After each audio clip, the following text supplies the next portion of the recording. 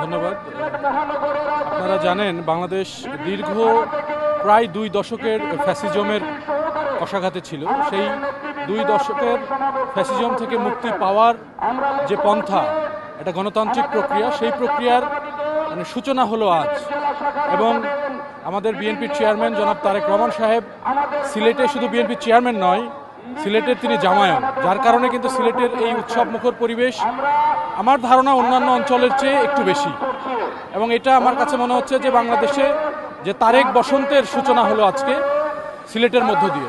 এবং আগামী জাতীয় সংসদ নির্বাচনে আমি একজন আমার জাতীয়তাবাদী দলের ক্ষুদ্র কর্মী হিসেবে বলতে পারি যে এই বাংলাদেশ জাতীয়তাবাদী একজন সদস্য হিসেবে আমি অত্যন্ত গর্ববোধ করি। এবং আমাদের দেশের সদ্য প্রয়াত দেশনেত্রী মরহুমা বেগম খালেদা জিয়া মারা গিয়েছেন। আমরা যে অভিভাবকহীন হয়েছিলাম, সেই জায়গা থেকে একটা নতুন পথ পরিক্রমার মধ্য দিয়ে আমরা এগিয়ে যাওয়ার অনুপ্রেরণা খুঁজে পাই জনাব তারেক রহমানের মধ্য দিয়ে। আমরা আজকে এখানে সিলেটের এই ঐতিহাসিক আলিয়া মাদ্রাসা মাঠে, আপনারা জানেন বিগত নির্বাচনগুলোতেও যখন দেশে নির্বাচনী প্রচারণা কার্যক্রম চলমান ছিল, গণতান্ত্রিক পরিবেশ ছিল, তখনও আমাদের দেশনেত্রী বেগম খালেদা জিয়া এই সিলেট পূর্ণভূমি সিলেটের শাহজালাল রহমতুল্লাহের মাজার জিয়ারতের মধ্য দিয়েই কিন্তু তার নির্বাচনী কার্যক্রম শুরু করেছিলেন।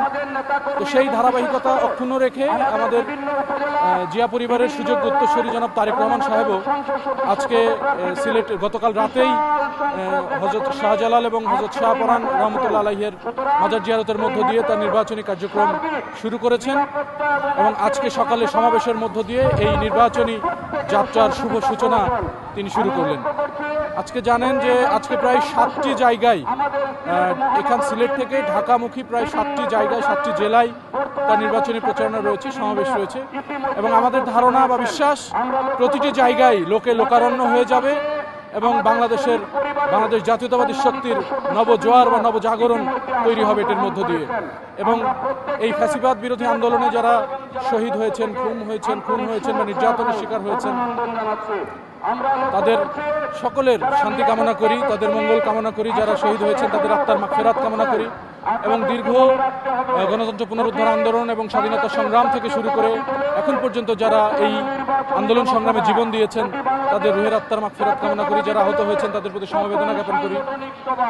আর যারা গুম হয়েছেন, আসলে তাদের পরিবারকে সমবেদনা জানানোর মতো ভাষা আমাদের জানা নেই। আমাদের যে সহযোদ্ধাগুলোকে আমরা হারিয়েছি, এখনো খুঁজে পাই নাই, তাদের প্রতি সমবেদনা জ্ঞাপন করি। এবং আমি দেশবাসীকে আহ্বান জানাই যে আপনারা যে নতুন বাংলাদেশের স্বপ্ন দেখেছিলেন বা দেখেছেন, সেই নতুন বাংলাদেশ পরিপূর্ণতা পাবে একমাত্র তারেক রহমান সাহেবের হাত ধরে। এবং আপনারা আগামী নির্বাচনে যে 12 ফেব্রুয়ারি নির্বাচন আসছে, সেই নির্বাচনে বাংলাদেশ জাতীয়তাবাদী দলের যে প্রতীক ধানের শীষ, এই ধানের শীষে ভোট দিয়ে দেশনায়ক জনাব তারেক রহমান সাহেবকে রাষ্ট্র পরিচালনার দায়িত্ব অর্পণ করবেন। এবং তিনি এখন পর্যন্ত তার যা বৈশিষ্ট্য পরিলক্ষিত হয়েছে, তার যা কথাবার্তা, চালচলন, আচার আচরণ এ জাতি দেখেছে বা সারা বিশ্ব দেখেছে, আমরা দৃঢ়ভাবে বিশ্বাস করি আগামীর বাংলাদেশ, যে নতুন বাংলাদেশ, সেটা তারেক রহমান সাহেবের হাতেই সবচেয়ে বেশি নিরাপদ, সবচেয়ে বেশি যোগ্যতার রাখে হচ্ছে জনাব তারেক রহমান সাহেব। ধন্যবাদ।